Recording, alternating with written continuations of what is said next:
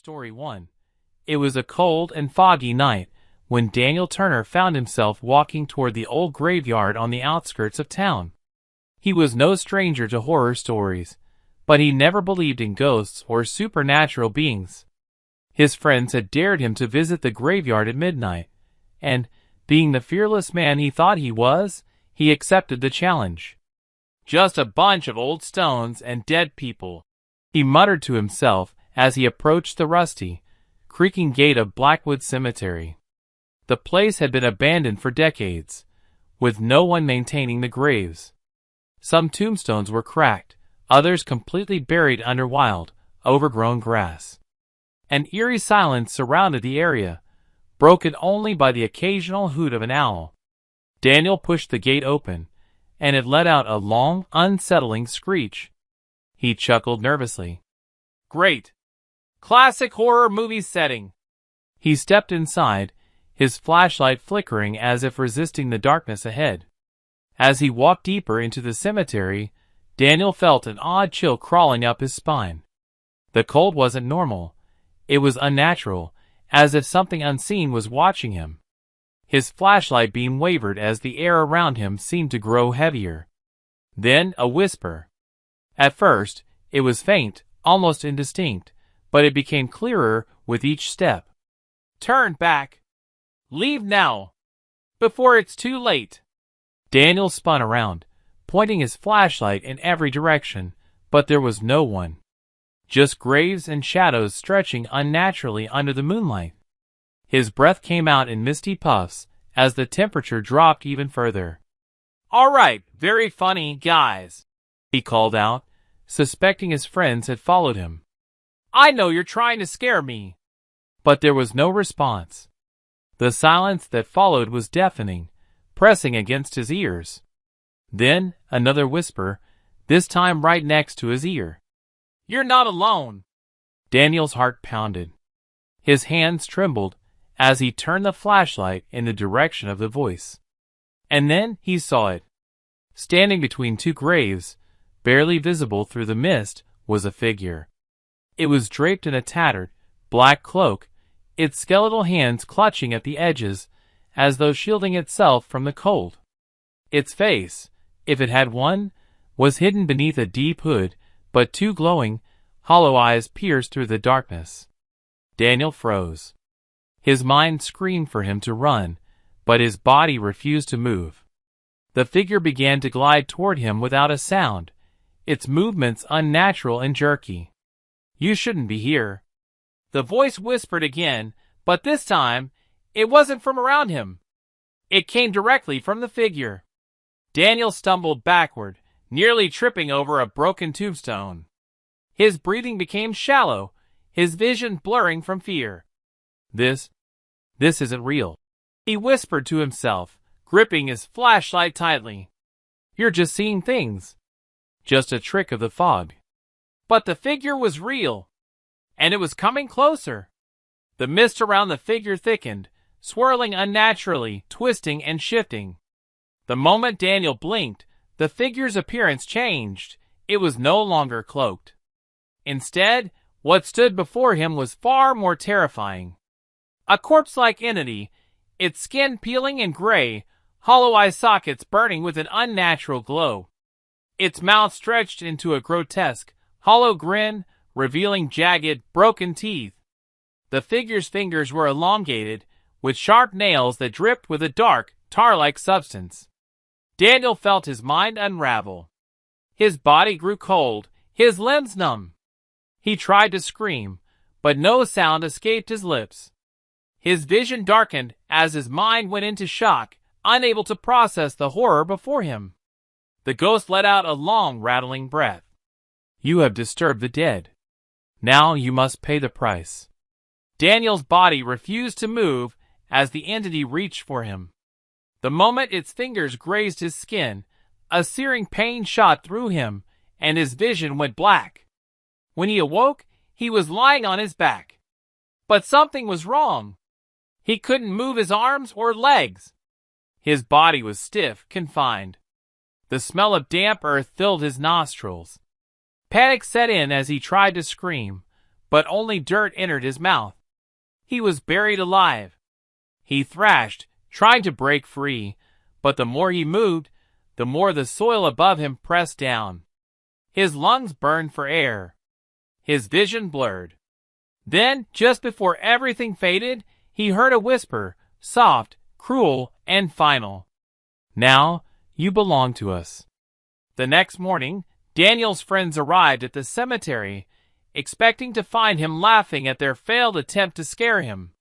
But he was nowhere to be found. His flashlight lay abandoned near an old, unmarked grave, the batteries drained. The ground beneath it looked freshly disturbed.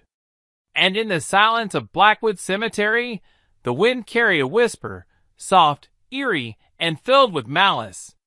One more soul for the grave.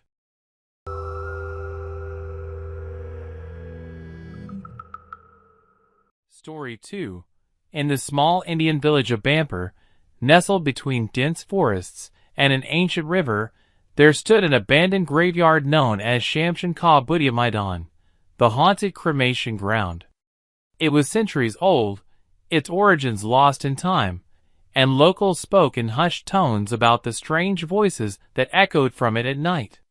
Even the bravest villagers avoided the graveyard after sundown. Some claimed to have heard faint cries, others whispered of chilling laughter. A few who had dared to investigate had never returned. But not everyone believed in these stories. One such man was Raghav, a rationalist and journalist from Delhi. He had come to Bamper to document these superstitions and prove that there was a logical explanation behind them. Armed with his camera, recorder, and flashlight, he decided to enter the graveyard at midnight to uncover the truth. The villagers warned him. "Do not go there after dark," the village elder, Pandit Mishra, said gravely. "Those voices, they are not human." Raghav only laughed. "Ghosts don't exist, Panditji. I'll be back by morning with proof." And so, on the night of the full moon, he entered Shamshan Ka Budya Maidan, completely unaware that he was about to experience terror beyond imagination. The air inside the graveyard was unnaturally cold. A thick mist hung low over the ground, swirling between ancient tombstones and half-burned pyres. The place smelled of damp earth, old ashes, and something sickly sweet, like rotting flowers. Raghav switched on his recorder. "All right," he spoke into the microphone. "It's midnight, and I'm inside the so-called haunted graveyard. So far, nothing unusual, just the wind and some crickets." But then, he heard it. A faint whisper. It was distant at first, barely audible over the rustling leaves. He turned sharply, shining his flashlight through the fog. "Is someone there?" he called out. No answer. Then, the whispers grew louder. "Leave! Leave now!" Raghav felt a chill run down his spine. The voice was not coming from one direction. It was all around him, as if the air itself was speaking. Still, he refused to believe. "This could be the wind," he muttered. He took out his camera and clicked a few pictures of the graves. But when he checked the images, his blood ran cold. In the dim moonlight, the photographs showed faint shadowy figures standing near the tombstones, figures that were not visible to his naked eye. Then, something else happened. The whispers turned into sobs. The sound of a woman weeping filled the graveyard. It was heartbreakingly sorrowful, full of pain and despair. Raghav's heartbeat quickened. He scanned the area with his flashlight. And then, he saw her.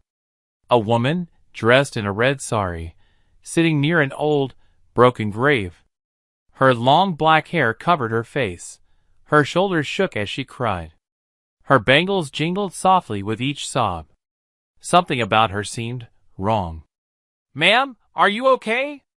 Raghav called out. The woman stopped crying. Slowly, very slowly, she lifted her head. Raghav felt the ground drop from under him. Her face was pale, too pale. Her eyes were hollow, empty voids of darkness. Blood dripped from her cracked lips as she smiled, revealing rotten, broken teeth. Then, in a voice that wasn't hers, she whispered, "You shouldn't have come here." Raghav stumbled backward, his breath coming in ragged gasps. He turned to run, but the graves around him began to shake. A deafening wail filled the graveyard. It wasn't just the woman. Now, hundreds of voices screamed in agony, their pain echoing through the air. The ground trembled as if something beneath was trying to break free. Raghav tried to run, but his legs felt like lead. And then, hands erupted from the graves. Decayed, skeletal hands clawed at the earth, dragging themselves up. Hollow-eyed corpses, wrapped in rotting funeral shrouds, rose from their resting places. Their mouths opened in silent screams, their bodies twisted and broken. They reached for him. "No! No!" Raghav turned, running blindly through the fog. He didn't care where he was going. He just needed to escape. Behind him, the dead followed. Their whispers turned into laughter, mocking, hungry laughter. Then, the woman in red appeared before him. Only now, she floated above the ground, her arms outstretched. "You cannot leave," she whispered. And with that, she lunged at him. The next morning, the villagers gathered near the graveyard. Pandit Mishra led a small group of men, holding torches and chanting mantras. They had heard the screams. But when they entered Shamshan Ka Budya Maidan, there was no sign of Raghav. His camera lay near a tombstone, its screen cracked. The last photograph taken was still visible. It showed Raghav's own terrified face, as if someone, or something, had taken the picture just before he vanished. His recorder played a single, chilling sound on loop. "You shouldn't have come here." Weeks passed, but Raghav was never found. The villagers knew the truth. He had joined the forgotten souls that roamed the graveyard, another victim of its ancient curse. And at night, when the wind was just right, the villagers could still hear it.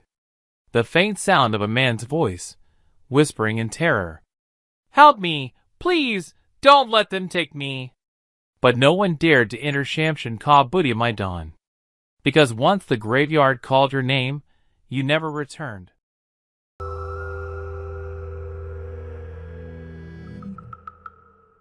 Story 3. In the heart of Italy, near the ancient town of Ravello, there lay a forgotten graveyard known as San Luca Cemetery.